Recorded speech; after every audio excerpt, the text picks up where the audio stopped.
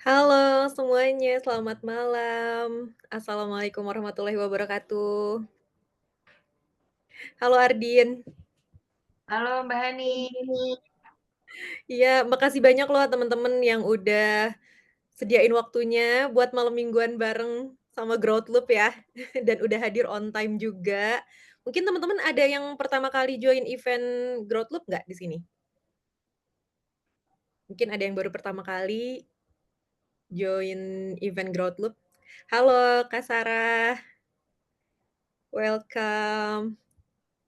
Oke, jadi, teman-teman terima kasih banyak sebelumnya udah menyediakan waktu untuk, bergabung, untuk sharing-sharing bareng ya malam ini, karena malam ini kita cuma kayak bakal sharing-sharing aja, kayak kita ngobrol-ngobrol aja ya, Ardin. Yes, Ya, jadi malam ini kita sesuai ada dengan di temanya ya. Ask Me Anything session. Mungkin untuk teman-teman yang baru pertama kali join dan mungkin belum kenal sama aku dan Ardin, jadi di sini ada aku dan Ardin, kita, dari Growth Loop, dan aku sama Ardin sendiri ya singkat aja sih, kita memulai karir, remote kita dari 3 tahun yang lalu ya, Ardin, ya. Kita kebetulan mulainya tuh bareng gitu di 2022 gitu. Jadi kita sama-sama ketemu di komunitas online sampai akhirnya kita bikin growth loop bareng-bareng, ya sebagai apa ya, sebagai wadah untuk teman-teman bisa punya komunitas yang positif, yang suportif gitu, dan kita bisa belajar bareng-bareng di growth loop, gitu. Nah, sesuai temanya malam ini, Ask Me Anything. Jadi malam ini kita bakal bahas apa sih? Kita bakal bahas tentang, freelancer versus solopreneur. Ya, kesannya versus ya, kayak mau berantem ya. Enggak ya, padahal malam ini tuh kita mau ngobrol soal freelancer atau solopreneur gitu. Nah, mungkin teman-teman masih ada yang bertanya-tanya ya, kayak, sama enggak sih freelancer sama solopreneur itu apa sih bedanya gitu? Emangnya beda gitu atau sama? Atau apalah bedanya gitu ya? Atau mungkin teman-teman juga di sini ada yang udah, mencoba memulai terjun ke karir remote atau misalkan, freelancing gitu ya dari beberapa tahun ini atau beberapa mungkin baru aja mulai juga ada gitu. Nah, untuk teman-teman pernah nggak sih, ragu gitu bilang kalau kita itu freelancer karena takut dianggap nggak jelas kerjanya gitu ya? Atau misalkan mikir, kadang overthinking nih gitu, kira-kira bisa nggak sih kita tuh, hidup dari kerjaan yang kayak gini gitu, dari freelancing gitu. Nah, kalau misalkan teman-teman pernah berpikiran kalau jadi seorang freelancer itu istilahnya, apa ya, takut dianggap kerjaan yang nggak jelas gitu atau kerjaan serabutan. Nah, kalau pernah berarti teman-teman tuh nggak sendiri gitu ya, karena kita sebagai seorang remote worker, sebagai freelancer itu pasti pernah mengalami fase ini ya, Ardin, ya. Di Mhm. awal tuh pasti pernah mengalami fase ini. Nah, karena apa? Karena masalah umum di Indonesia ya, di Indonesia nih terutama gitu, freelance itu sering dianggap kayak, apa ya, kayak cuma kerjaan sementara atau kayak kerjaan, sambilan gitu ya, yang income-nya nggak stabil gitu, atau bahkan kayak orang bisa bilang, "Apa sih freelancing cuman kerja serabutan," gitu ya. Tuh, apa, aku takut dikira ini aneh, macem-macem aja ya. Iya gitu, karena di Indonesia ini tuh udah jadi masalah umum gitu, kayak orang mikirnya freelancer tuh apa sih gitu, kerjaan kerjaan yang cuman serabutan gitu, yang nggak menghasilkan atau yang nggak stabil gitu, orang mikirnya kayak gitu. Nah, efeknya apa nih ke diri kita sendiri gitu, karena persepsi orang-orang tuh kita biasanya jadi nggak pede, terus jadi kayak, underestimate ya sama diri kita sendiri, dan kita nggak berani untuk, bangun personal branding. Kita nggak berani bangun brand pribadi gitu sebagai freelancer gitu, karena kita ngerasa, "Aduh aku malu nih freelancing," gitu, kayak, "Apa sih cuma kerja serabutan," gitu ya. Padahal itu cuman overthinking-nya kita aja. Gitu. Nah, padahal ini berdasarkan data ya teman-teman ya, kita ngomongin data nih, kita ngobrolin soal data. Tren ke depannya justru freelancer atau gig worker itu akan semakin banyak dibutuhkan, gitu. Jadi dari World Economic Forum nih, di 2024 lalu, gitu, gig economy itu ada market size-nya sekitar 556,7 billion dollar. Nah, by 2032 kita diperkirakan tuh akan naik 3 kali lipat gitu ya, atau sebesar kurang lebih 1.847 billion dolar. Nah, kenapa? Kenapa bisa sampai 3 kali lipatnya dan kenapa ini terus, bertumbuh secara pesat gitu ya, karena sekarang tuh udah banyak kayak, pengusaha-pengusaha gitu ya, yang mereka udah sadar kalau hire, freelancer atau remote worker itu lebih efektif dan efisien untuk bisnisnya mereka, gitu. Dan ini ya, sama ya, for millions of people, working 9 to 5 for a single employer or being on the payroll is no longer a reality. Karena banyak juga orang yang mulai, kayak apa ya, pengen work secara independen, pengen punya, waktu yang lebih banyak, pengen bisa punya work life balance gitu ya. Nah, itu makanya kenapa nanti di tahun 2032 diharapkan tuh akan naiknya 3 kali lipat gitu ya, ini berdasarkan data, gitu. Jadi bener nggak sih Ardin, kita tuh harus sebenarnya freelancer sama solopreneur itu kita bisa bilang sama-sama aja ya Ardin ya, bener nggak sih? Dan kenapa sih kita harus mind shift gitu, dari freelancer ke solopreneur? Kalau menurut Ardin gimana? Kalau aku tapi mau tanya dulu nih sebelumnya sama Mbak Hadi. Mbak Hadi kalau ketemu keluarga apalagi lebaran gitu kan, "Kerja apa sekarang?" Gitu. Terus Mbak Hadi biasanya jawabnya apa? Kan orang-orang agak sulit ya dipahami, kerjaan kita apa Iya nih gitu. iya. Kalau aku sih simpelnya aku suka bilang gini, "Aku kerjanya online." Aku suka bilang gitu, "Aku kerjanya online, jadi kliennya ada di luar negeri, ya udah aku kerjanya di laptop, udah aku kerjanya gitu aja." Gitu. Jadi aku nggak menyebutkan kayak title ya, karena kan orang kadang juga bingung gitu ya, tapi aku selalu bilang kayak, "Aku, kerja online," gitu, terus kliennya di luar negeri gitu. Karena itu lebih mudah dipahami ya gitu, apalagi kalau sama, apa, istilahnya kayak sama tante-tante gitu kan yang, atau uwak-uwak gitu ya, udah ini ya, yang udah usianya ini gitu. Iya Mereka iya. lebih paham untuk kayak gitu, Oke, gitu. menarik. Ini juga ada yang jawab nih, lucu banget dari Kanisa, "Aku simpelnya bilang aku nganggur soalnya males jelasin." Terus ada juga kalau Kak Amber, "Aku kerjanya full WFH," gitu. Ada Iya. lagi yang mau share nggak teman-teman? Kalau aku, justru aku juga kurang lebih sama kayak Kanisa sebenarnya, kerjanya ngapain, "Oh aku di rumah aja sama anak-anak," gitu. Ya udah biarin aja gitu karena, Biar cepet eee ya? biar cepet, tapi kalau misalnya kayak ada di forum, kayak forum kan kita networking nih gitu, nggak bisa kan cuma bilang ibu rumah tangga gitu, baru biasanya akan ngejelasin gitu, "Oh, aku bisa bantuin orang bikin course," gitu, atau, "Aku bisa bantuin orang lah buat online presence-nya gimana," biasanya gitu. Cuman ini lucu juga ya jawaban orang-orang di sini, jawaban teman-teman di sini ada dari Kakaknya, "Aku mau ditanyain jualan apa kok kerja online?" Gitu, jualan jasa, iya nggak sih? Jualan Iya. jasa. Jadi memang karena mungkin masih kayak gitu ya, aku pun sebenarnya pernah ke pasar, langganan aku dia nanya, eee, m ditanya, "Emang Mbak nggak kerja?" Gitu kan, nggak tahu iseng aja ya nanya kayak gitu, terus, "Enggak, aku kerjanya Biasa ya, online." "Oh yang mulutnya jujur. virtual assistant itu ya? Oh dia sepertinya terpapar iklan," gitu kan. "Iya, iya mirip-mirip gitulah," aku gituin. Jadi ternyata orang yang di pasar pun udah mulai tahu nih gitu kan. Oke balik lagi ke sini, jadi mind shift from freelancer solopreneur. Jadi kenapa sih gitu, apa sih yang, ngebedain gitu. Jadi kalau misalnya freelancer kerjanya biasanya per proyek, terus kalau solopreneur ini bangun bisnis berbasis keahlian. Nah, sebenarnya itu tinggal kita aja mau memilih gitu kan, kita, solopreneur atau freelancer. Tapi, jadi bedanya itu bukan di apa yang kamu kerjain, tapi cara kamu melihat dan mengelola diri kamu, gitu. Maksudnya apa sih gitu, kita coba ke next slide nih. Jadi kalau misalnya, kita solopreneur itu, kita punya sistem buat cari klien, kita jadi nggak nunggu bola ya, kita tuh jemput bola. Karena kita punya sistem gimana sih kita punya klien, karena di sales itu, sorry, di bisnis itu yang kita cari adalah sebenarnya customer, bener nggak sih teman-teman? Yang kita cari itu customer, punya produk sih ya nomor 2, tapi yang nomor 1 itu ya punya customer. Nah ini makanya penting banget gimana kita customer itu sama dengan klien, gimana kita punya sistem, kalau mau jadi solopreneur, yang nggak hanya menunggu bola, tapi juga jemput bola. Terus yang kedua, ini adalah punya portfolio dan pricing, ini jadi patokan kita, karena saat kita kenalan sama orang, kita ketok pintu ya di sosial media atau di Upwork, ya mau nggak mau kita harus bisa kasih eee, sesuatu yang, "Oke ini aku bisa bantu kamu loh, ini buktinya," kayak gitu. Terus ada bangun branding online adalah, ini dulu aku sempet tahun 2017 aku hiatus main Instagram sebenarnya, aku nggak ada di dunia online gitu kan. Tapi akhirnya di tahun 2022 yang tadi aku sama Mbak Hani bilang kan kita mulai 3 tahun yang lalu, kita sadar kalau ternyata nggak bisa kalau misalnya, mau kerja remote terutama ya, terus kalau kita nggak main di Instagram nggak bisa, tapi tinggal shifting mindset aja lagi gitu, di Instagram bukan cuma scrolling aja gitu. Sekarang aku kalau scrolling itu sekalian cari klien, sekalian nge-love-nge-love-in postingan klien gitu. Jadi lebih berfaedah gitu kan, walaupun tetap aja ada posting-posting receh gitu kan yang lucu-lucu buat hiburan ibu-ibu ini gitu, tapi tetap ada tujuannya yang utama itu apa jadinya. Jadi mungkin teman-teman banyak yang relate ya kalau ada yang nggak mau main Instagram, nggak mau dikenal, aku juga gitu. Bahkan aku bikin akun baru karena aku kalau kenalan sama orang itu sorry, kalau aku jualan ke orang yang aku kenal malah nggak enak gitu. Kalau jualan ke stranger gitu di Instagram aku ketok pintu masing-masing gitu kan, itu aku lebih nyaman gitu.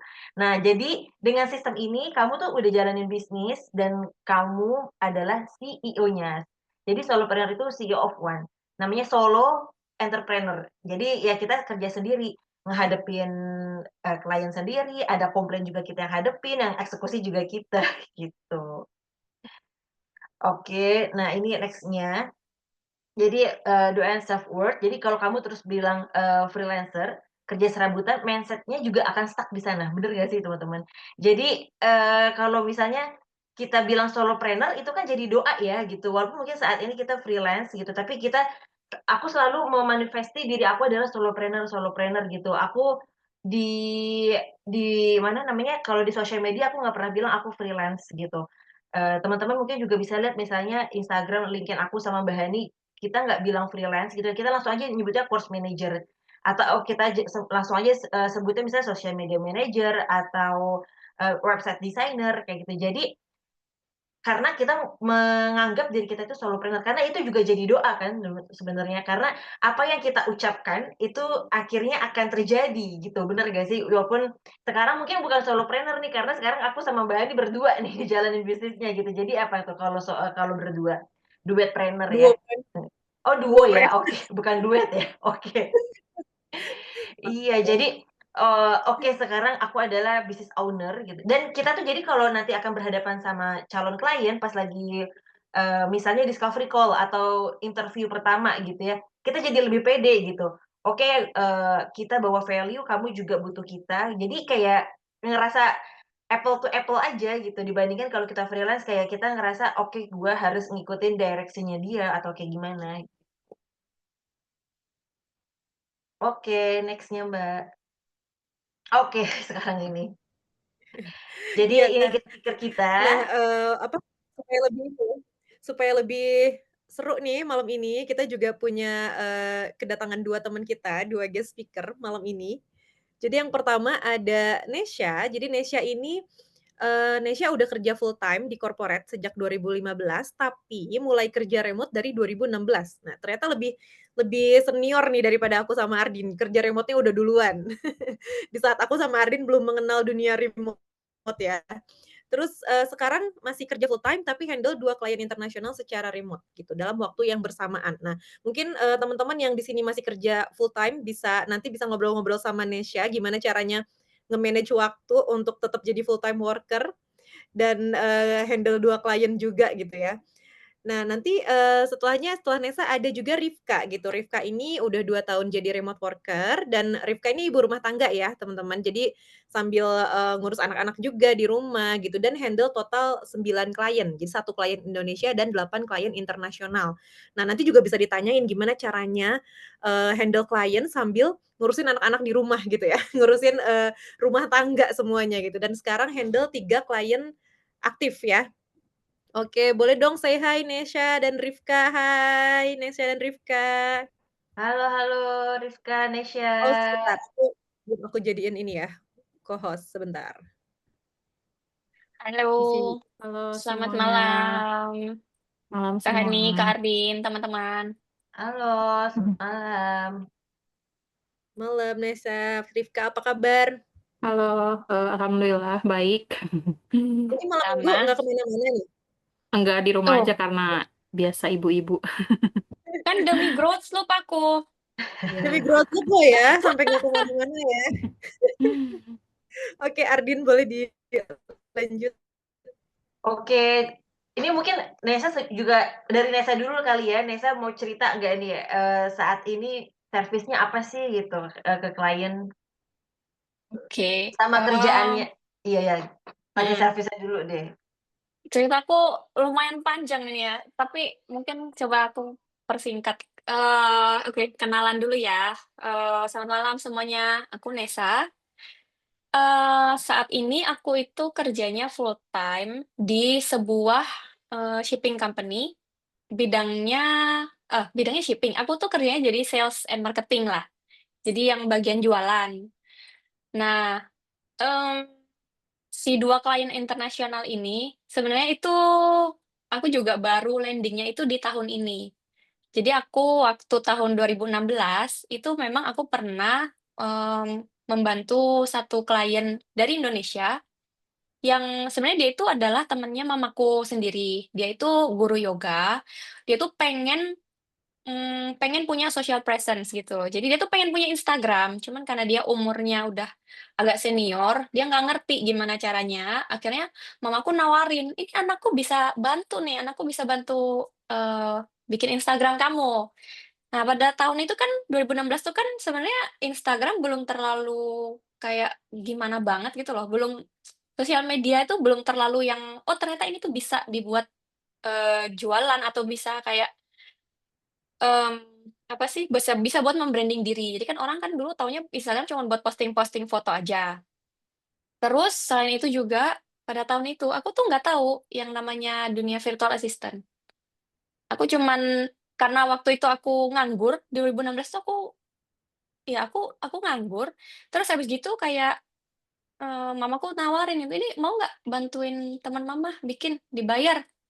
"Ya bolehlah." Aku akhirnya, ngerjain itu sambil ya remote, jadi kerjanya tuh di rumah. Nah, di 2016 sampai 2022 aku kerjain sosial medianya dia, terus habis itu stop, setelah itu 2023, 2024, itu sebenarnya aku kayak agak nyesel gitu loh, kok aku, ini ya, kok aku lepasin si klien ini, padahal kerjanya itu kan aku enak gitu loh, bisa di mana aja kerjanya tuh, di rumah kayak gitu kan.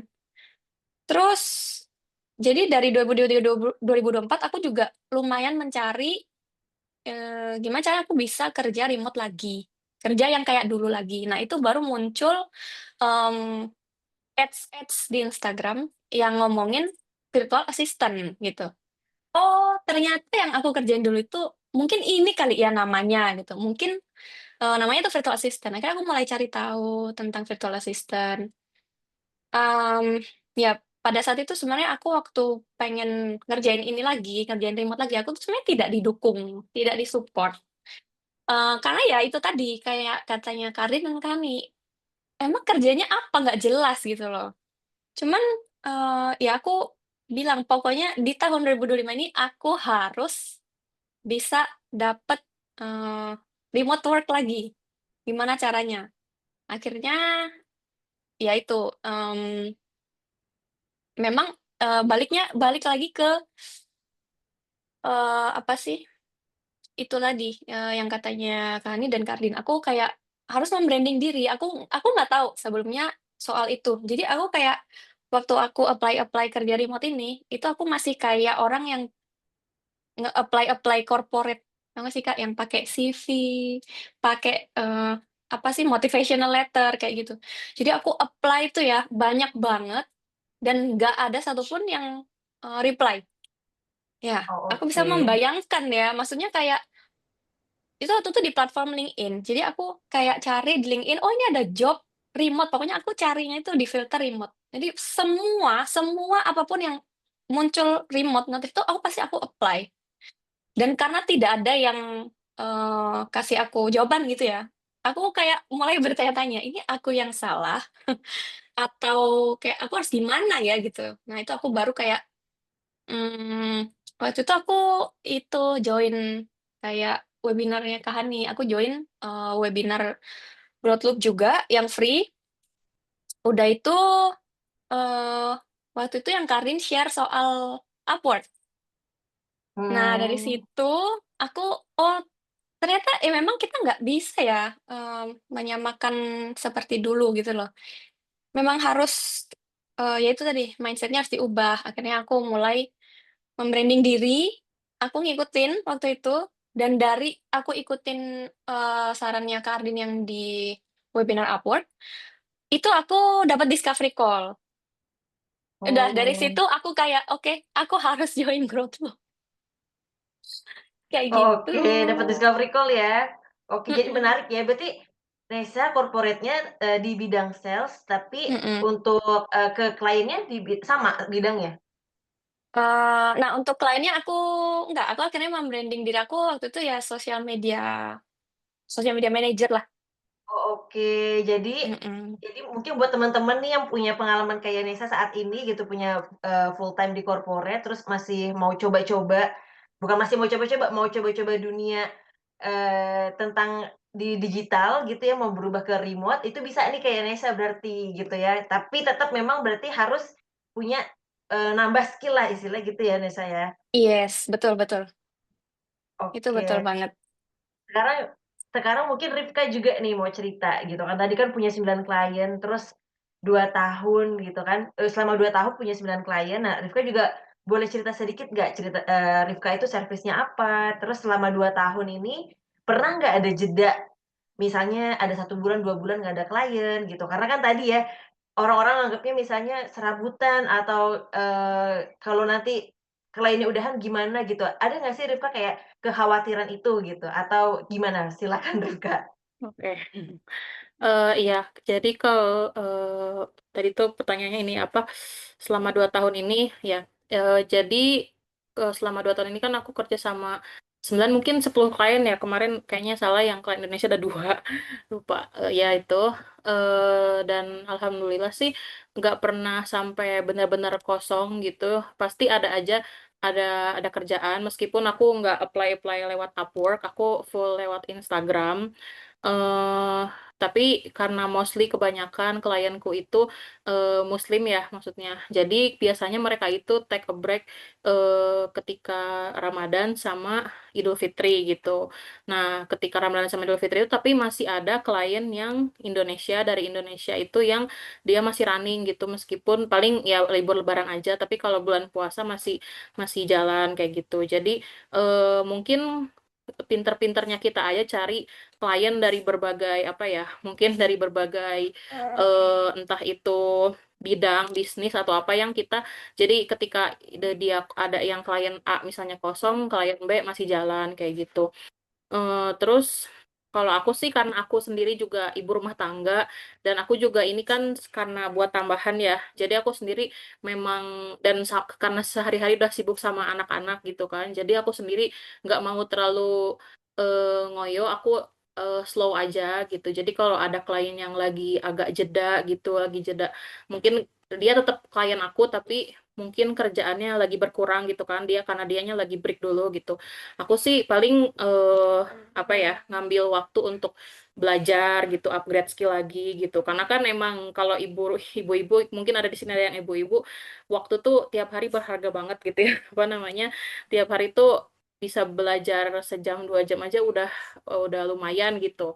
Nah, paling aku ambil waktu buat upgrade skill tiap hari, kalaupun aku emang lagi butuh gitu kan, lagi butuh gitu, aku tetap cari-cari klien dan emang itu udah bener sih kayak yang kata Kak Arin itu kita udah punya sistem sendiri. Jadi kalau kita buka Instagram itu, aku dulu kenapa bisa sampai 9 klien karena gitu, meskipun aku baru 1 klien misal, aku tetap kayak scrolling-scrolling, follow calon klien baru, terus, engage sama postingan mereka, sama story mereka, kayak gitu. Nggak apa ya, jadi buka Instagram tuh sekalian gitu, nanti kalau ada yang nyantol gitu kan, mereka, buka conversation sama aku gitu lewat DM gitu. Nah, biasanya lanjut lanjut nanti discovery call, baru deh, apa ya namanya, kalau misalnya emang udah cocok gitu kan, udah jodoh gitu ya bahasanya ya, lanjut deh jadi klien, kayak gitu. Jadi, eee kalau menurutku sih cocok banget ya kerjaan apa, ya yang sekarang aku kerjain gitu, yang remote work sekarang. Kalau buat aku yang pengen jadi ibu rumah tangga tuh kan random banget ya waktunya gitu, tiap hari tuh ada aja gitu, ada aja dramanya gitu kan. Tapi kadang juga kita santai-santai juga gitu kan, kadang juga kita lagi santai-santai, pokoknya namanya juga random gitu kan. Jadi pas banget gitu buat kita pengen berkarir tapi kita, slow aja gitu. Jadi, eee, membangun bisnis kita sendiri, tapi kitanya tetap slow, tapi tetap apa ya, slow but sure gitu, tetap berkembang gitu. Sambil kita juga kalau misalnya mungkin kliennya lagi break, kita bisa tadi upgrade skill, belajar skill kayak gitu. Mungkin itu kali ya. Oke. Iya. Oke, menarik sekali ya. Jadi memang ya udah kita sesuaiin aja pace kita gitu ya Rifka. Kalau kita Iya. karena Rifka ibu rumah tangga akhirnya juga ya udah kalau misalnya ada 2 klien atau 3 kalau lagi ada 2 klien atau 1 klien juga tetap dijalanin. Kalau nggak ada juga lagi usaha dan punya sistemnya gitu ya untuk Iya. gimana sih cara Iya. cari kliennya. Mm-mm. Oke, nah sekarang makasih nih dari Rifka sama Nisa udah berbagi ceritanya gimana sampai ke dunia remote gitu. Jadi udah ada gambaran teman-teman di sini. Nah, ini ayo mangga sok atuh kalau ada yang mau tanya di Q&A session ini. Tanya-tanya boleh ke Rifka, boleh ke Nesha, boleh ke Mbak Hani juga gitu. Nah, ini udah ada pertanyaan nih. Udah ada pertanyaan jadi belum dibuka udah ada yang bertanya gitu. Ini buat Kak Rifka. Dari Revia Nora. Kak Rifka cara approach kliennya gimana, Kak? Oh, iya. Silakan. Oke. Mhm. Jadi kalau aku sih ini aja apa? Kalau aku karena emang belum pernah nyoba, tapi pengen sih ya, pengen kalau misalnya nanti udah ada waktu aku pengen nyoba apply ke Upwork. Cuma selama ini aku selalu lewat Instagram aja, full Instagram.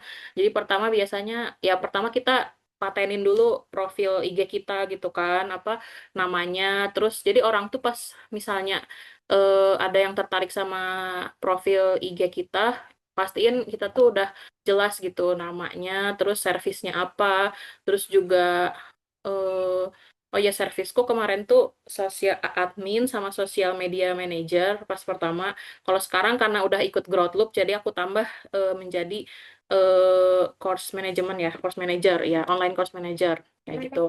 Nah kita tuh kalau bisa di profilnya tuh udah jelas nama kita apa, servisnya apa, terus juga ada postingan yang apa ya nunjukin keahlian kita, terus personal kita kayak gimana, value kita gimana. Jadi ketika nanti kita udah follow-follow calon klien, bahkan kita mungkin udah kirim DM, itu tuh pas mereka klik profil IG kita tuh mereka jelas gitu apa gitu dan tertarik gitu, nyantol gitu bahasanya gitu. Jadi pertama itu profil. Terus kedua kalau aku biasanya list dulu ya, misalnya cari-cari calon klien yang kira-kira eh, s- butuh sama servisku gitu, entah itu sosial media atau itu course manager kayak gitu. Biasanya sih aku kan approach-nya coach gitu. Aku follow-follow dan aku emang aku tuh kliennya prefernya yang perempuan ya kalau untuk saat ini gitu. Nah, biasanya aku follow, terus biasanya kalau mereka posting, aku like postingan mereka kayak gitu. Nanti kalau misalnya apa ya, kalau aku ada waktu lagi gitu atau aku pengen lebih niat lagi, aku kirim DM untuk perkenalan sama nawarin service ke mereka. Tapi selama ini tuh jujur eh, kebanyakan klienku tuh aku cuma follow terus nge-like postingan mereka dan mereka sendiri yang kirim DM ke aku duluan kayak gitu. Dan biasanya dari DM itu kita lanjut conversation, lanjut chat lewat DM dan langsung ke discovery call kayak itu. Udah discovery call oke, baru ke apa namanya? Baru TTD kontrak ya gitu, pakai kontrak Oh, oke. kayak Oh, gitu. menarik ya, jadi kliennya yang Mm-mm. nge-DM Kak Rifka padahal belum nge-DM apa-apa nih Kak Rifka ke Heeh, nah calon ya klien ya? makanya kalau kataku itu profilnya meskipun mungkin postingannya belum banyak ya, misalnya postingannya sedikit aja, tapi yang pasti tuh jadi orang tuh oh percaya gitu kan. Kan kenapa orang mau ngechat tertarik sama kita kan ada apa ya, gimana kita harus percaya, misalnya foto kita profesional kayak gitu dan sebagainya. Iya, sama Ya. mungkin chemistry kali ya? Iya, Chemistry iya, nggak sih Kak Rifka iya, kalau iya, ada makanya jadi pas di postingan itu ada cerita tentang personal kita, personality kita, value kita yang kita bawa di service kita tuh apa. Jadi orang tuh kayak resonate gitu ya, maksudnya kayak relate gitu. Oh iya mhm ya gitu. Biasanya mhm. kan orang kalau mau tuh karena percaya gitu kan, apa namanya? Iya, benar. Ya. Jadi yang masih malu-malu atau enggan muncul di Instagram, ayo sekarang kita mulai membuka diri gitu ya, membuka diri. Terus lanjut ke pertanyaan selanjutnya. Ini ada dari Kak Maya buat Kak Nesya. Mau tanya cara bagi waktu antara kerjaan corporate sama kerjaan remote gimana? Untuk remote working service Kakak apakah tadi untuk service sudah ya, cuman ya silakan Reza yang jawab. Oke. Jadi kalau untuk bagi waktu itu aku Ya karena aku kan servisnya yang aku offer kan social media manager. Dari awal itu aku harus, apa ya, harus make sure ke si klien kalau dia itu oke dengan aku kerja itu waktunya bebas. Kalau misalnya yang eksekutif assistant gitu ya, mungkin itu kan kadang-kadang kliennya butuhnya dia itu kerjanya jam kerjanya ngikutin dia kan. Nah, karena aku, sosial media jadi ya itu tadi yang pertama itu aku udah make sure kerjaannya itu aku boleh kapan aja. Yang kedua, aku tuh karena aku pagi sampai sore kerja di kantor, aku memang cari klien yang, dia itu dari US atau dari Kanada yang istilahnya time zone-nya dia itu kalau dia butuh kontak aku tuh udah di rumah gitu. Jadi Oh aku memang iya. jadi aku carinya yang kliennya itu dia di US atau Kanada, karena kan dia ketika dia pagi, aku malam kan, kayak gitu. Nah, jadi waktu ini kan 24 jam. Di kantor kan 9 jam ya, sama jam istirahat. Terus jam perjalanan, pergi pulang 1, 2 jam. Berarti 11 jam itu di kantor. Terus ya karena kita full time dan remote, mau nggak mau kita harus agak sedikit mengorbankan waktu tidur ya. Jadi, yang klien satu ini aku kerjanya 20 jam seminggu. Jadi satu satu hari 4 jam ya. 4 jam satu hari, itu aku berarti pagi itu kan aku ke kantor dulu. Dari jam 8 sampai rumah itu sekitar jam setengah 7. Itu aku masih, pulang itu aku sekitar 1 jam, 2 jam, itu aku habisin waktu buat sama anak anak aku. Entah aku masak, entah aku main sama dia, siap-siap, terus setelah dia tidur aku baru kerja, 4 jam, itu kira-kira dari jam 9 berarti 10, 11, 12, 1. Itu Wow. ya, itu yang klien pertama. Nah, yang klien kedua itu kebetulan dia nggak terlalu butuh aku terlalu banyak gitu loh. Jadi kayak paling cuma 1 hari 1 jam, maksimal 2 jam. Nah, itu aku bisa. Ya itu lagi-lagi mengorbankan weekend. Itu aku, bisa aku bagi di hari Sabtu dan Minggu. Kalau misalnya si klien B ini dia butuh aku di hari-hari biasa, ya berarti yang 20 jam tadi aku kurangin. Entah aku kerjanya 2 jam, 3 jam, nanti yang 1 jamnya aku Hmm, bagi buat si klien yang B, kayak gitu. iya menarik ya. Masaknya Keren buat banget sih anak Kak Desa. sebenarnya Hmm. aku bikinnya di weekend. Jadi aku di weekend itu aku sempetin meal prep. Hmm, Meal prep, iya ya. jadi nanti pas pagi bangun tuh udah tinggal kayak manasin aja atau kayak tinggal ya udah siapin aja kayak gitu. Begitu. Oke, siap. Ini Mama strong ya gitu. Semuanya dikerjain ya gitu. Udah full time, terus ada remote work juga, tetap masak. Oke deh. Begitu Kak Maya, semoga menjawab ya. Ini ada Mas Pras juga. Mas Pras lagi raise hand. Mangga Mas Pras kalau mau ini mau tanya. Ya, Assalamualaikum. Mau bertanya, Kak. Waalaikumsalam warahmatullahi Eh, wabarakatuh. untuk ngebangun profil itu kan kebanyakan ya dari freelance itu dari Instagram. Halo, Iya, nggak trouble jaringan kan? Mas Pras nge-freeze sih, cuman suaranya masih, clear.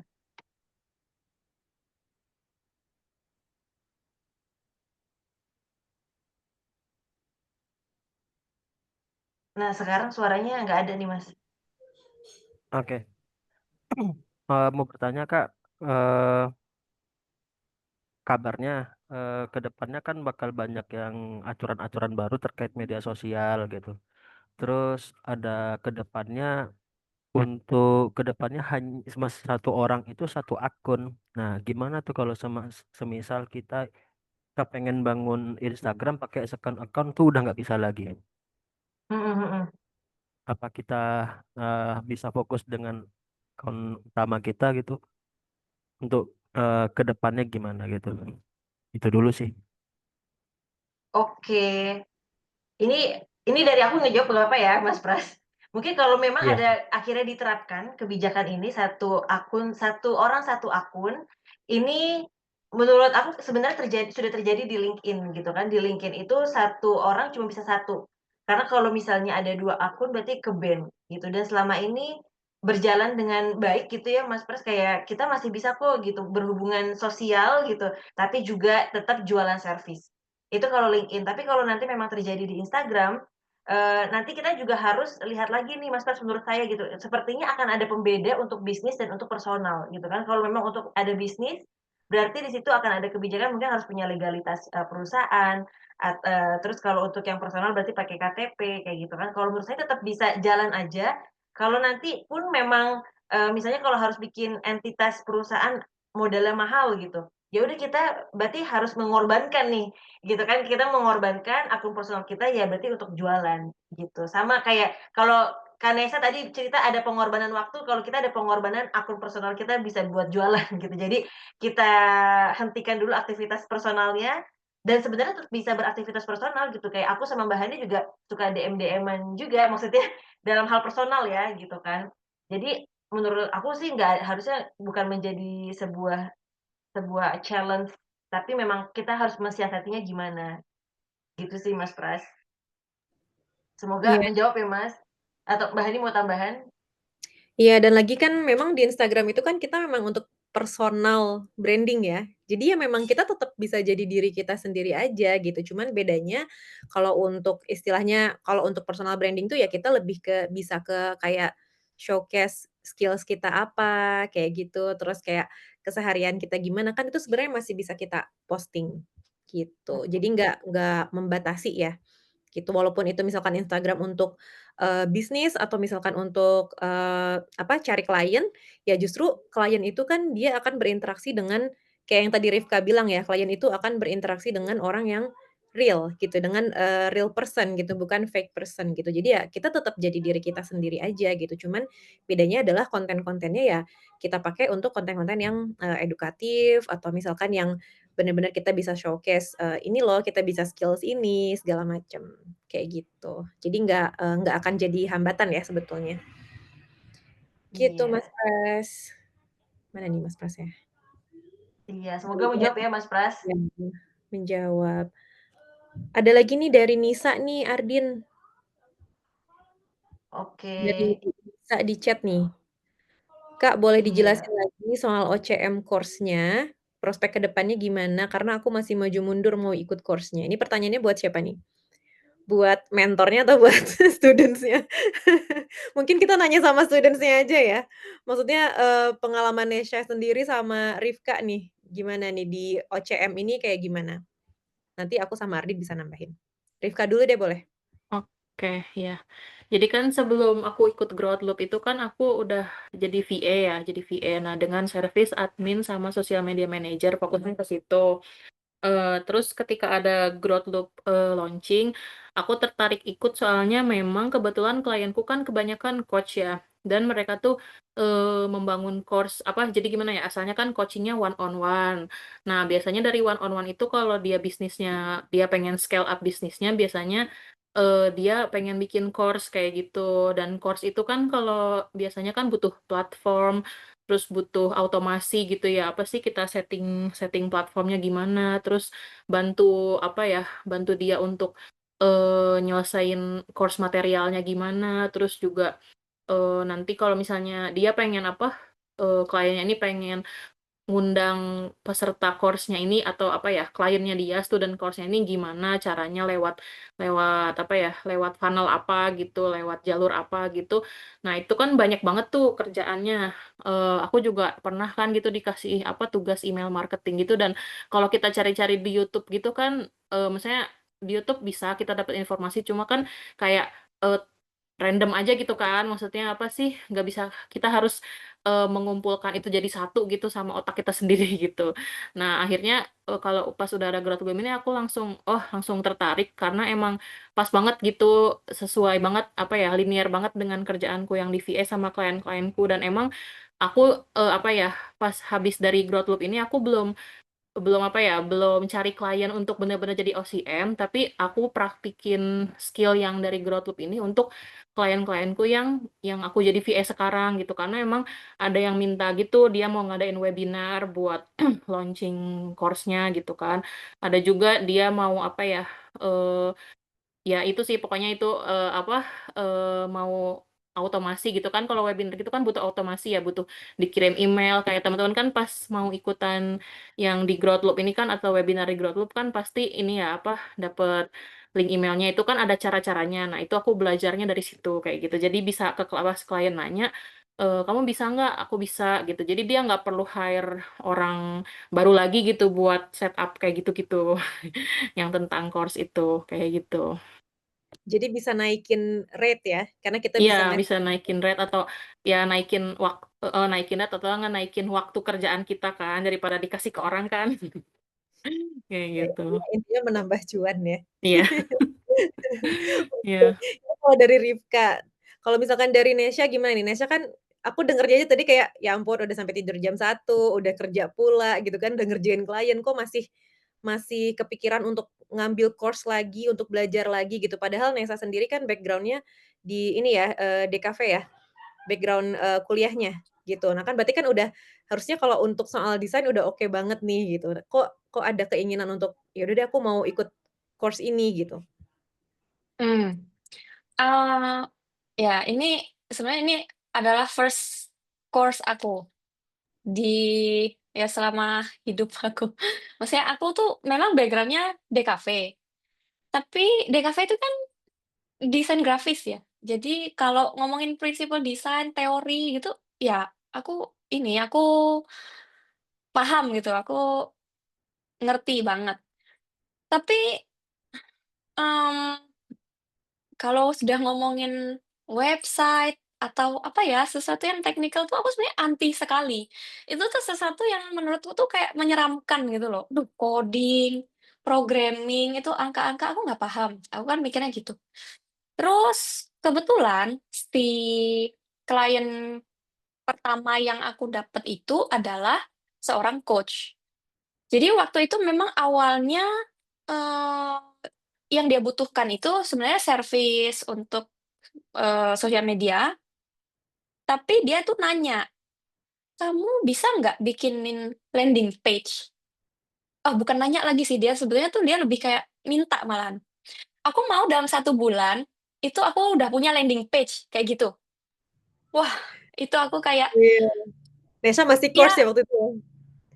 eee, waktu itu iya, waktu itu aku baru baru bayar, belum mulai malah, belum mulai. Cuman Belum kayak mulai. iya, belum mulai. Jadi tapi kayak, "Wah, bodo amat deh, pokoknya daripada aku ngomong nggak bisa, aku tidak mau menolak rezeki ya kan. Dia dia kasih aku kerjaan, aku bilang, "Oh ya, oke, aku bisa." Sambil jalan aja, yang aku pikirnya kan kayak gitu. Jadi, nah, dari situ, itu kayak, apa ya, yang dipelajarin di sini kan sebenarnya tidak hanya membuat landing page itu, gitu loh. Di satu sistem itu, kita juga bisa email marketing, terus kayak, ya CRM juga. Nah, aku sebelumnya nggak ngerti, Kak, CRM itu apa, itu aku nggak ngerti gitu loh. Jadi, dari ikut ini, dari aku belajar ini, dari yang tadinya dia cuma minta landing page, itu dia kayak jadi berkelanjutan gitu. Ini cuma dari satu klien gitu. "Oh, kamu udah bisa nih bikinin landing page aku. Bisa nggak ya itu nanti kita kumpulin email-emailnya, terus nanti kita, follow up atau kita kasih, email newsletter," gitu. Bisa. Dengan pedenya aku akhirnya, "Ya bisa dong," gitu. Iya, jadi tetep ya upgrade skills itu penting banget ya, Nes, ya? Mhm, betul. Mmm, oke, thank you, Nesya. Jadi kalau misalkan ditanya prospek ke depannya gimana, ya prospeknya akan terus meningkat karena kan sekarang kalau misalkan teman-teman perhatiin ya, nggak cuman di luar negeri aja. Kalau di luar negeri kan mungkin mereka udah aware atau udah mulai duluan gitu ya tentang apa namanya, tentang online course atau e-learning ini gitu kan. Bahkan kayak, Harvard pun kayak sekarang juga kan banyak kelas online-nya gitu kan nggak dibanding offline, maksudnya mereka udah mulai kayak launching kelas online gitu. Nah, sekarang pun di Indonesia tuh banyak kayak, nggak cuman coach, tapi banyak juga kayak expert-expert yang mereka udah mulai aware nih untuk bikin, apa ya, istilahnya menuangkan expertise-nya ke dalam, e-learning gitu, ke dalam online course. Jadi kalau misalkan ditanya prospek ke depannya kayak gimana, ya tren e-learning ini semakin meningkat gitu. Jadi akan semakin banyak course manager yang dibutuhkan juga gitu. Bahkan kayak kemarin Ardin cerita apa Ardin, yang dari Kajabi tuh bahkan balet aja online ya Ardin ya? Iya, Balet aja balet, online, bener terus nggak juga sih? kursus bikin art and craft itu juga sekarang online gitu. Jadi yang kita kira, "Hah, balet online?" Ternyata ya udah itu terjadi gitu kan. Dan Bisa ya? termasuk top kreator di Kajabi ya yang, balet itu.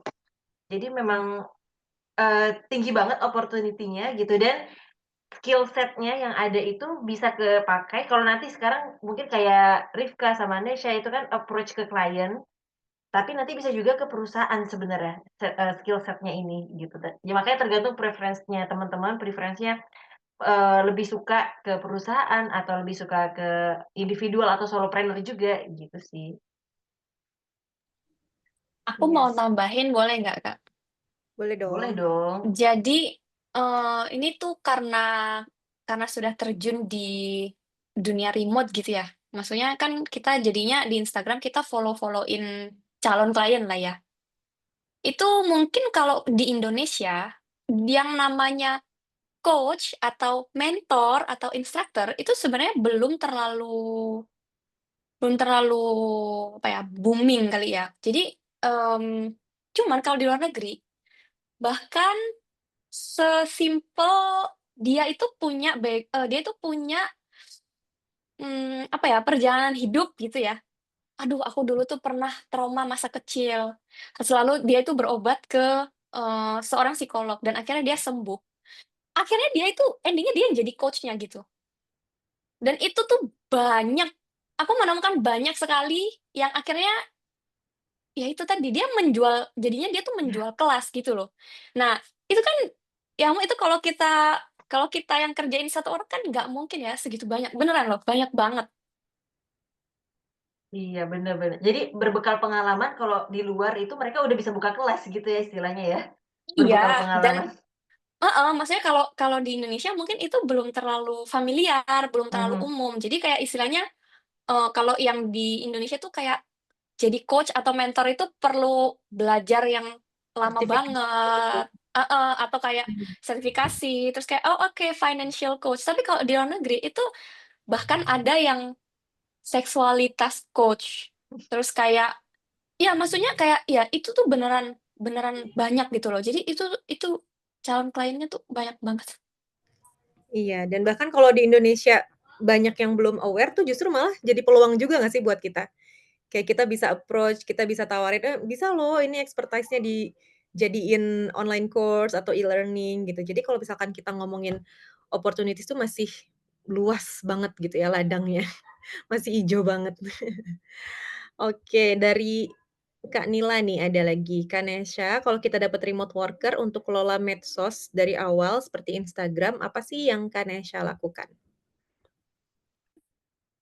Mmm, maksudnya dia belum punya Instagram sebelumnya gitu ya? Ya, kalau aku sih kalau aku, mulainya itu dari mem mem-branding. Jadi aku, diskusi dulu sama si kliennya, dia itu maunya apa, Instagram-nya ini tuh untuk apa. Nah, dari situ aku baru bisa kayak, ya itu tadi, aku membuat branding. Jadi aku menyusun menyusun brand book-nya, color palette, tipografinya, terus nanti kira-kira, aku juga bikin template-nya, terus aku juga susun, preview-nya. Jadi nanti kalau misalnya kita bikin desain tuh kelihatan, oh nanti ini kalau ini yang muncul duluan, nanti next-nya ini, itu kelihatan, oh nanti jadinya fix-nya rapi, kayak gitu. Terus, ya udah, baru bikin, kalau branding-nya udah oke, ini masuk ke content pillar. Setelah itu baru ke style, style ininya ya, style style of wording. Jadi kayak dia maunya yang lebih kayak apa, yang lebih formal kah, atau maunya yang agak agak witty, yang agak friendly gitu. Begitu sih kalau aku.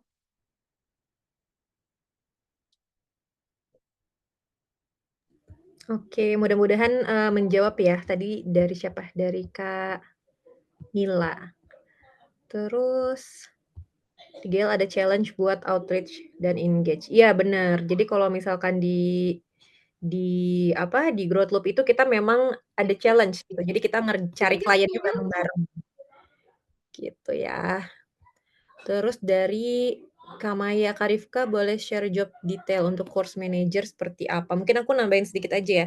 Jadi course manager itu seperti yang tadi Nesha dan Rifka udah cerita ya, kita jadi bantu dari, planning-nya. Mungkin kelihatannya di awal kelihatannya banyak ya, tapi ketika kita udah bisa paham atau menguasai minimal satu platform aja yang dia satu platform tapi udah ada all in one, udah ada semua fitur, itu kita bisa ngerjain, apa namanya, dari planning, terus dari mulai bikin website, bikin landing page, setting email marketing, email newsletter, segala macam sampai ke CRM, sampai kita ngurusin, apa namanya, customer-nya atau calon student-nya, kita masukin course-nya di dalam platform itu. Nah, sebetulnya ketika kita udah paham satu platform itu akan kepakai banget gitu, karena di satu platform itu udah all in one gitu. Jadi udah ada semua fitur di dalam satu platform itu. Kayak gitu. Jadi kurang lebih dari planning sampai ke launching-nya nanti course-nya seperti apa, nah itu kira-kira course manager tuh seperti itu. Walaupun nanti eksekusinya misalkan, nggak mau handle SMM-nya, ya itu bisa bisa kerja bareng sama SMM gitu, sama social media manager. Tapi kalau misalkan sebetulnya di-handle sendiri pun masih cukup ya, kayak 20 jam, satu klien 20 jam sebulan itu masih cukup gitu. Karena kelihatannya aja banyak, tapi sebenarnya itu bisa dikerjain dalam satu platform, gitu. Siapa lagi nih Ini ada tadi? pertanyaan dari Sarah nih, Mbak Hani. Ya, Sarah boleh boleh. sama dari Kak Sarah dan Kak Sa ada pertanyaan mirip-mirip gitu terkait tools. Kak, tools-nya pakai apa aja yang ditanya saat interview klien yang harus punya untuk offer online, coach service, untuk online course ini gitu ya maksudnya? Oh, iya sama. Jadi Kak Sarah sama Kak Sada bertanya, sama nih terkait tools apa sih yang biasanya dipakai sama OCM gitu, sama online course manager. Siapa ini yang mau jawab? Dari Rifka mungkin ya? Apa ini Rifka, yang Oke. biasanya dipakai tools-nya? Hmm, kalau aku biasanya sih kalau klien itu kan kadang ada yang minta macam-macam ya, ada yang minta saran untuk platformnya apa, untuk online course-nya apa. Nah, bisa kita kasih saran gitu. Tapi ada juga yang udah punya preferensi sendiri gitu. Apa misalnya saya biasanya pakai Kajabi, udah biasa pakai Kajabi, kamu bisa nggak kayak gitu. Kalau yang penting sih di Growth Loop kan juga diajarin. Jadi kalau platform untuk course management itu tuh apa ya, mirip-mirip gitu. Jadi kalau kita udah nguasain satu, saya kalau aku kan udah biasa pakai sistemnya.io ya. Itu tuh yang lain tuh mirip-mirip gitu kayak auto paling beda-beda sedikit aja misalnya klik-klik tombolnya atau apanya gitu. Tapi sistemnya sama gitu, otomasinya gimana, terus bikin landing page tuh kalau bikin landing page kan biasanya drag drag and drop aja ya. Misalnya kayak nempat-nempatin aja, nggak perlu coding gitu. Jadi eh kalau klien nanya, misalnya kamu bisa nggak ini? Aku bilang ya aku bisa gitu. Aku udah mempelajari gitu, udah mempelajari tentang platform itu gitu. Biasanya aku jawabnya gitu aja. Iya. Oke, ya jadi Mm-mm. kalau course management biasanya ada namanya learning management system teman-teman dan itu Iya. banyak banget ragamnya. Jadi learning management system itu apa? Ada tadi yang disebut sama Rifka, ada Kajabi, ada sistemnya, bahkan kayak Teachable, ada Squarespace juga sekarang ngeluarin learning management system. Yang mana learning management system itu gimana student itu bisa purchase habis itu langsung masuk ke akses akses course-nya. Gitu, tapi nggak cuma sekedar itu, tapi mulai lagi tarik belakang gimana marketingnya gitu kan, email marketing, bikin landing page, jadi kurang lebih begitu. Makanya tadi kayak Mbak Hani sama Rifka bilang kalau misalnya kita sudah kuasai satu platform, biasanya nanti mudah adaptasinya ke platform yang lain, begitu. Oke, ini sekarang aku ngeliat gak ada pertanyaan baru, kita lanjut ke, slide setelahnya ya, nanti kalau mau Q&A lagi boleh banget. Jadi kita lanjut dulu nih. Nah, gimana nih Mbak Hani? Jadi, ayo kita mulai tanpa harus nunggu sempurna, cailah, sempurna itu dalam artian kita nggak perlu kok harus udah expert gitu. Expert itu kan bisa dibilang katanya orang expert itu 10.000 jam terbang gitu, bener nggak sih? Kalau pilotnya udah dapat 4 bar gitu, tapi nggak perlu sampai sehebat itu, yang penting kita mulai. Jadi, kamu nggak perlu punya brand yang kece buat mulai gitu. Teman-teman kalau ngelihat personal branding aku, kalau ke Instagram dilihat bawah-bawahnya warnanya acak-acakan, maksudnya acak-acakan tuh belang-belang gitu ya, nggak punya, brand color-nya kayak gimana, font-nya apa gitu ya, udah yang penting mulai aja dulu gitu. Terus juga kamu nggak perlu 10 klien dulu buat dibilang layak, sama nggak perlu tunggu expert buat mulai jalanin bisnis. Jadi solopreneur bukan soal langsung punya bisnis besar, tapi soal punya arah, bangun sistem, dan percaya diri. Jadi karena gini teman-teman, orang yang jago itu, yang punya skill itu banyak. Tapi sekarang yang dicari itu nggak cuma punya skill, tapi gimana orang ini bertanggung jawab, gimana orang ini bisa, deliver service-nya dengan baik gitu kan. Karena aku juga pernah ketemu beberapa klien itu. Aku biasanya nanya, "Pernah kerja sama VA nggak sebelumnya? Atau pernah, hire orang nggak buat ngurusin course-nya?" Pernah, dan mereka tuh pernah ada kejadian-kejadian traumatis, cailah traumatis, kayak maksudnya, orangnya susah dihubungin gitu, terus, udah dibayar tapi, nggak ada kabar 2 minggu gitu. Nah itu dia, kita hadir di situ ya mengisi, bukan mengisi ya, maksudnya kita menjadi orang jangan sampai seperti itu gitu. Itulah kenapa itu yang jadi pembeda kita sebenarnya. Begitu. Nah, terus ini ada salah satu cara paling realistis dan paling dibutuhkan hari ini untuk mulai jalan sebagai solopreneur adalah online course manager. Karena online course manager kita harus paham ya A to Z, kita bisa, kalau orang-orang bilang helikopter view gitu, kita bisa ngeliat secara helikopter view kalau dari atas itu perjalanan punya course itu seperti apa sih gitu. Karena A to Z itu ya bener-bener banyak gitu, karena pertama gimana ngumpulin leads-nya, gimana buat leads ini tertarik buat ikut online course, gimana kita juga mengedukasi kliennya buat, "Ayo bikin materinya dari sekarang sebelum course-nya dimulai," kayak gitu. Kita buat aturin timeline-nya. Jadi bener-bener, kalau di perusahaan itu kayak corporate secretary mungkin ya, atau kayak office manager yang bener-bener paham alurnya kayak gimana. Dan profesi ini tumbuh, bareng di industri digital dan edukasi online. Karena mungkin teman-teman dapat iklan juga kayak sekarang Harvard, Oxford, mereka juga ngeluarin online course gitu yang cuma 6 bulan, cuma 1 tahun gitu, bahkan kuliahnya juga sekarang bisa online gitu kan sama mereka. Jadi memang, ya udahlah dunia course-course-an ini akan tetap bertumbuh gitu. Nah, ini kenapa OCM cocok buat, solopreneur kalau teman-teman udah mau mulai bisnis nih gitu ya. Jadi OCM cocoknya karena satu nggak butuh background teknis, dalam artian apa, nggak perlu background IT, karena kerjaannya kelihatan seperti IT banget, tapi ternyata enggak gitu. Karena aku nggak punya background IT gitu. Kayaknya Nesa tadi kan juga di cafe nggak punya background IT, Rifka sama Mbak Hadi juga nggak punya background IT, dan kita bisa bikin otomasi gitu, karena memang sudah dimudahkan ya dengan fitur-fitur kekinian gitu, jadi bisa semuanya. Dan bisa mulai dari keahlian organizing dan komunikasi, terus bisa kerja dari mana aja, kliennya juga bisa coach, edukator online, atau orang-orang expert yang tadi sudah disampaikan. Expert yang belum punya course itu bisa kita encourage, "Ayo bikin course yuk," gitu, "lumayan loh bisa buat tambahan income," gitu.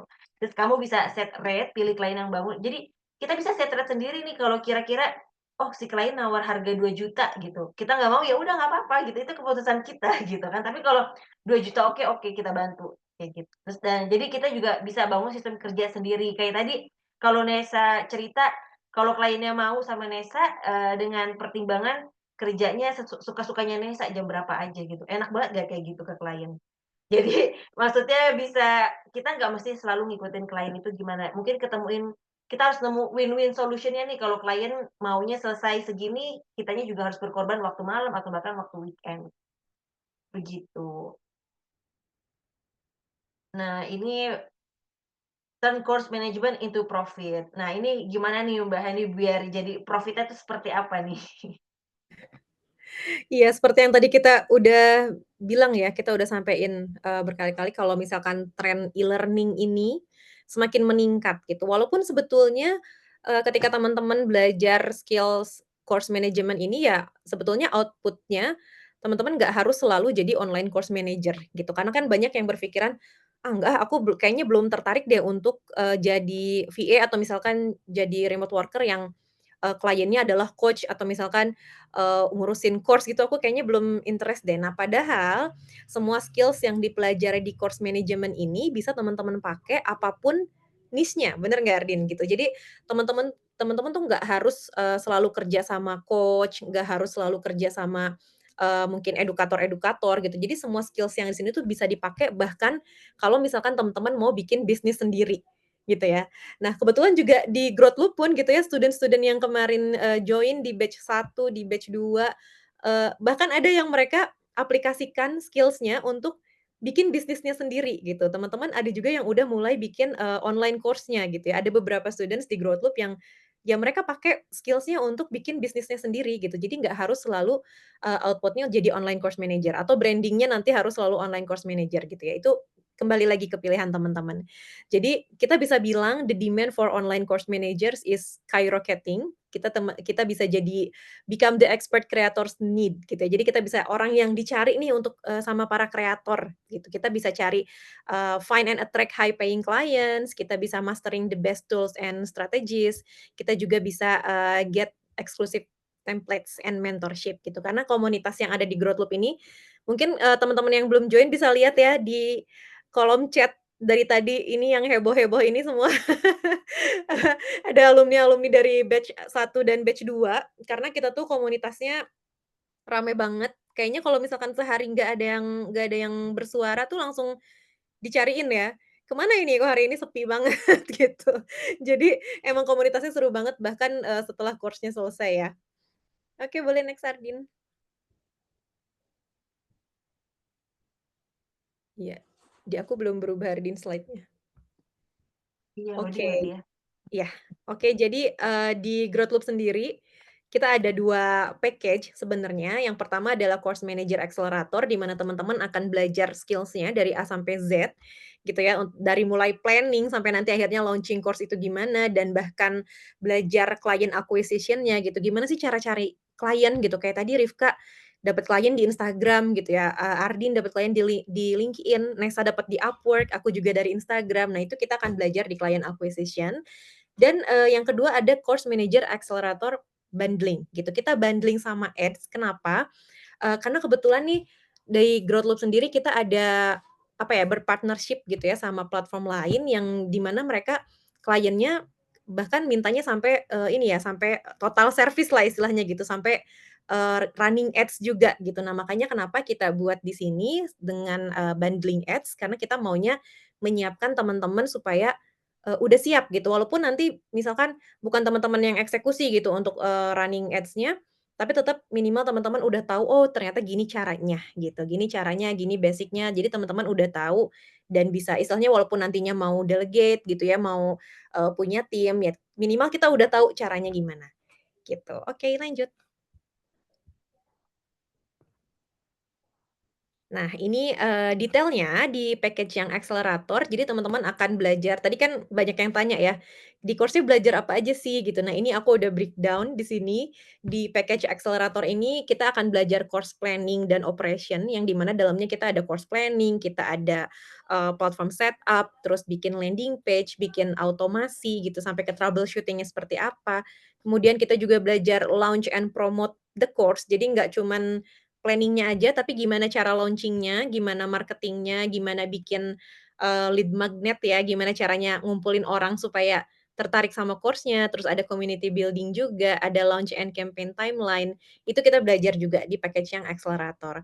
Kemudian teman-teman juga akan dapat, PDF guide, ini ya, banyak banget tentang lead magnet ideas, terus content ideas, terus, email sequence, juga ada course automation, course operation, business profile, kita juga share ya di Growth Loop gitu. Terus other benefit-nya, yang tadi kita bilang akan ada client acquisition session gitu untuk LinkedIn dan Instagram, dan pastinya kita selalu menghadirkan spesial, guest speaker ya di setiap batch gitu. Kalau misalkan di batch kemarin ada tentang confident, terus ada juga, tentang gimana cara kita pede untuk, pakai bahasa Inggris gitu ya, yang mana bahasa Inggris kan bukan bahasa ibu kita gitu ya. Jadi gimana caranya supaya kita pede gitu untuk, dapetin klien internasional, istilahnya gitu. Dan juga ada, mock up project gitu. Jadi kalau misalkan di Growth Loop ini, kita ada mock up project, jadi apa ya, istilahnya skills-nya tuh langsung dipraktekin gitu, karena aku sama Ardin tuh maunya teman-teman bisa langsung mengaplikasikan apa yang dipelajari gitu, jadi, bener-bener bisa bermanfaat gitu untuk teman-teman, gitu. Makanya ada, mock-up project di sini, yang mana nanti kita akan kasih feedback, dan yang pasti ada lifetime, community, and opportunity gitu. Jadi, nggak cuman aku sama Ardin yang selalu sharing kalau ada opportunity, tapi bahkan seperti yang tadi aku bilang ya, ada beberapa student yang dia memang join Growth Loop karena mau launching course-nya sendiri dan ya cari OCM-nya dari teman-teman angkatannya gitu ya, dari teman-teman di Growth Loop juga, gitu. Jadi, bener-bener lifetime community dan opportunity. Oke, next. Ya, ini yang untuk, ads bundling. Ads bundling, dapat semua package yang di akselerator, sama other benefit-nya juga kita belajar client acquisition, tapi ada tambahan, foundation untuk Meta Ads gitu ya, untuk running ads. Nah, di running ads ini ada introduction and mindset, Meta Ads structure, dan, sekarang juga lagi berjalan yang untuk alumni, kita, belajar ads ya, supaya ya walaupun nantinya bukan kita yang eksekusi, tapi kita bisa paham gitu gimana cara, running ads gitu dan, juga sampai ke, copywriting-nya seperti apa, sampai ke analisis evaluasi dari ads-nya itu seperti apa. Oke, lanjut Ardin. Nah, jadi di batch 3 ini kita akan mulai tanggal 10 Agustus dan, early bird-nya udah berakhir sebetulnya di tanggal 31 kemarin, tapi spesial buat teman-teman yang join sesi Ask Me Anything ini malam ini, kita akan perpanjang nih early bird-nya sampai besok aja ya, sebelum kembali ke harga normal. Jadi, untuk teman-teman yang join malam ini, teman-teman bakal dapetin, free tambahan e-book untuk solopreneur starter kit. Jadi bisa baca-baca dulu nih gimana sih caranya jadi solopreneur gitu dan juga masih bisa dapetin harga early bird sampai besok ya. Oke, next Ardin.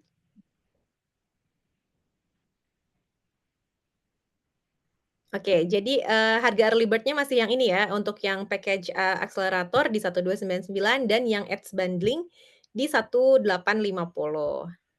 Nah, teman-teman sebetulnya nggak harus langsung full payment, teman-teman bisa reserve dulu nih kalau misalkan aku mau ambil early bird-nya nih sekarang karena besok, sebelum nanti kembali ke harga normal bisa banget. Next Ardin. Mhm.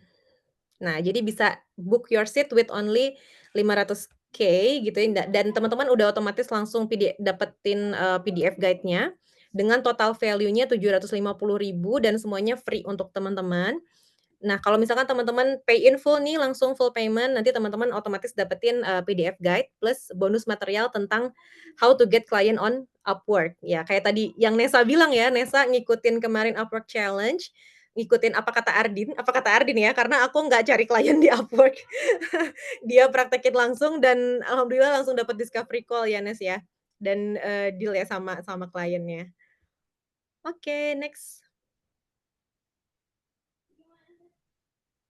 Nah, ini, our special guest speakers di batch 1 dan batch 2 ada Bang Andi. Bang Andi ini dia career coach, terus ada, Philip ini juga dia lebih kayak ke growth coach ya. Jadi Philip ini biasanya kita bahas tentang, confident atau client magnet mindset gitu, gimana caranya kita bisa, lebih pede, kita bisa confident, kita bisa, build trust gitu sama si calon klien. Nah, ini biasanya sesinya sama Phil.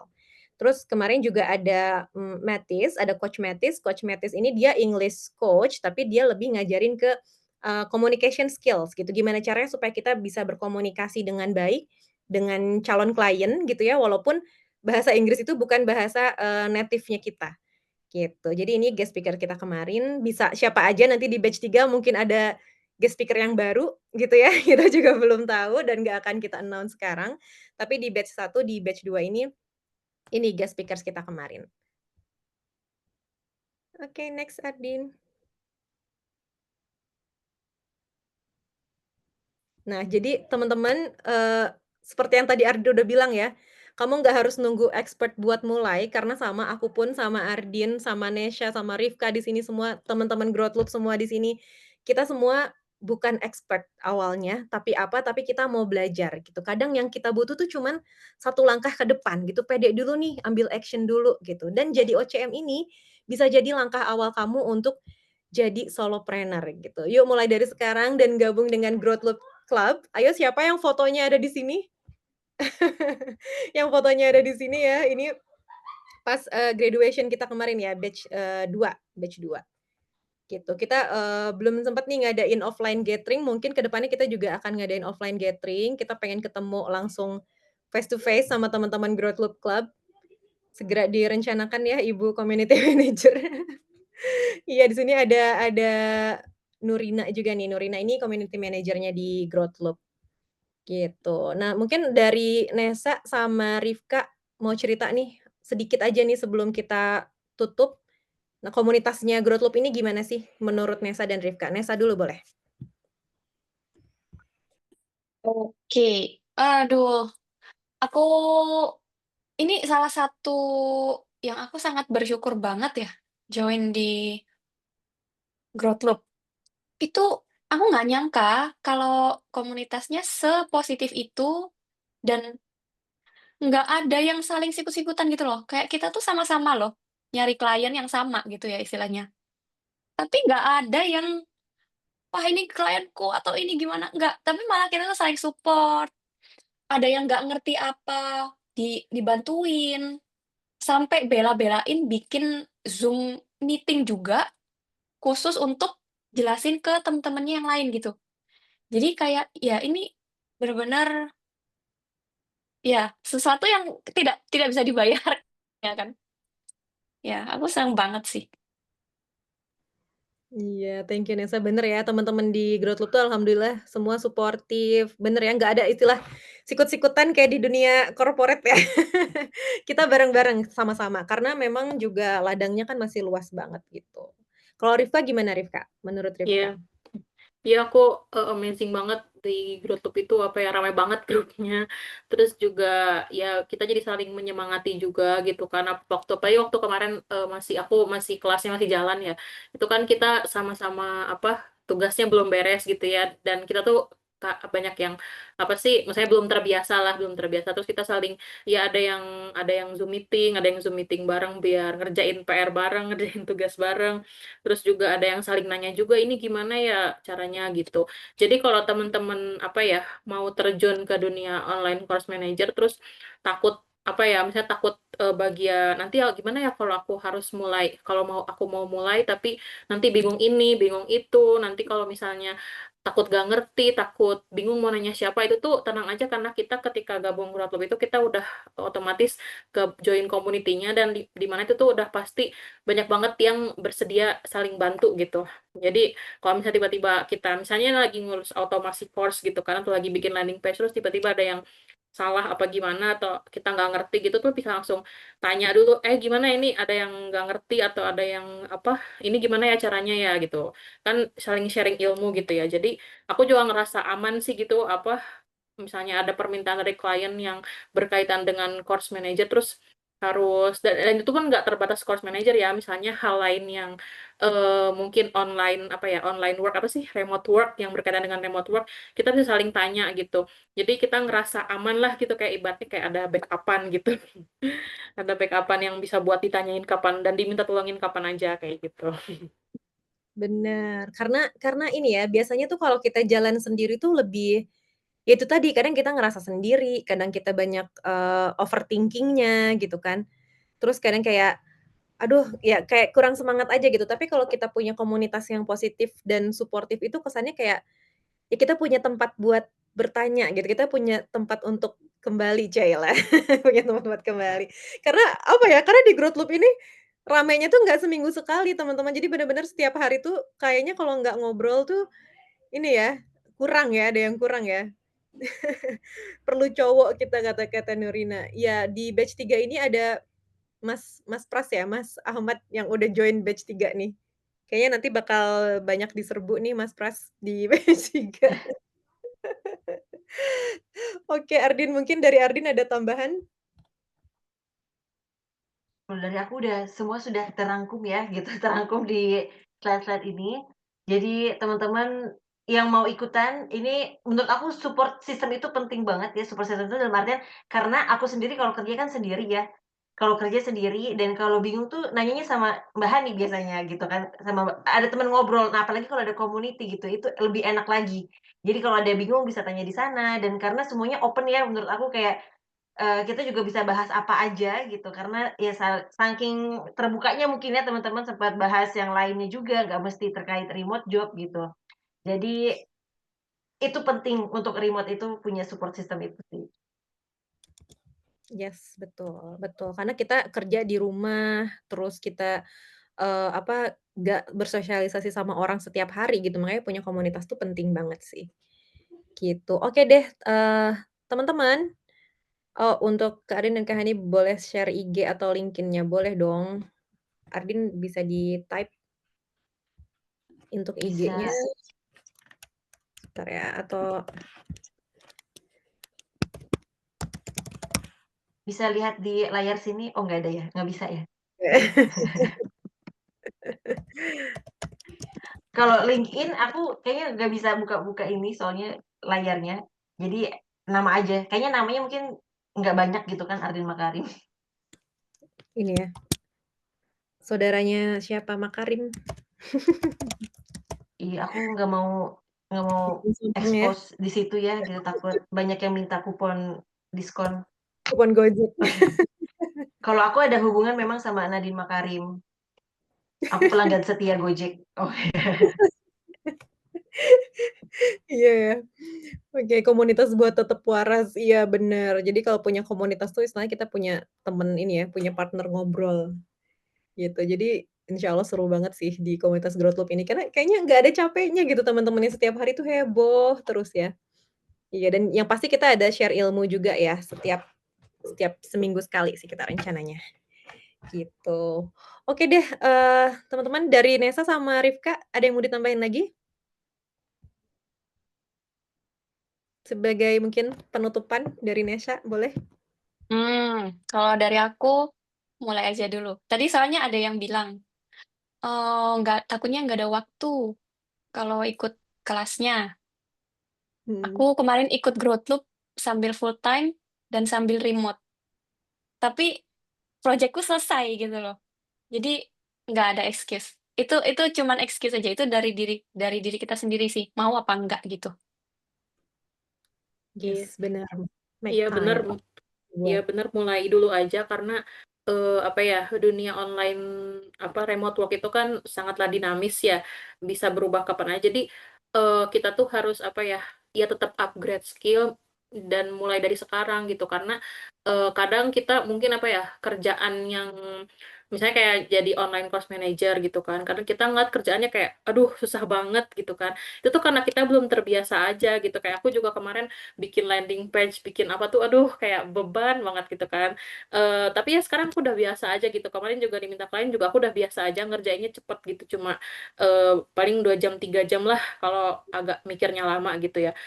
Dan itu kita terbiasa karena kita mulai dulu gitu kan. Kalau kita nggak mulai, ya paling berputar di otak kita aja, nggak bisa gitu. Dan kalau misalnya kita udah mulai kan kita jadi terpacu gitu kan untuk mulai ngelakuin, dan nanti kita udah terbiasa. Kalau kita udah terbiasa kita bisa upgrade skill lain gitu karena di dunia remote work ini tuh penting banget untuk skill kita gitu yang dijual gitu, bukan apa ya, ya koneksi juga pasti, cuma kalau kita nggak punya skill ya kita juga nanti tenggelam sendiri gitu. Itu aja Kak. iya. Oke, thank you semuanya. Oke, kalau gitu kita tutup sesi malam ini, teman-teman. Jangan lupa early bird-nya kita perpanjang cuma sampai besok, setelah itu kembali ke harga normal, ya. Dan teman-teman juga nanti akan, kita kirimin freebie tentang, Solopreneur Starter Kit ya, supaya teman-teman nggak, terpaku di istilah freelancer atau freelancing. Jadi mari kita jadi sama-sama jadi solopreneur di Growth Loop ya, teman-teman. Makasih banyak udah join malam ini, makasih banyak Nesha, Rifka udah sharing banyak malam ini dan kasih banyak insight buat teman-teman di sini. Thank you juga Ardin, thank you semua teman-teman Growth Loop Club yang udah hadir juga malam ini. Dukung kita semua, makasih banyak semuanya. Selamat malam, selamat istirahat. Assalamualaikum. Selamat Selamat malam malam, terima semua. Waalaikumsalam. kasih. Thank you. Makasih semuanya.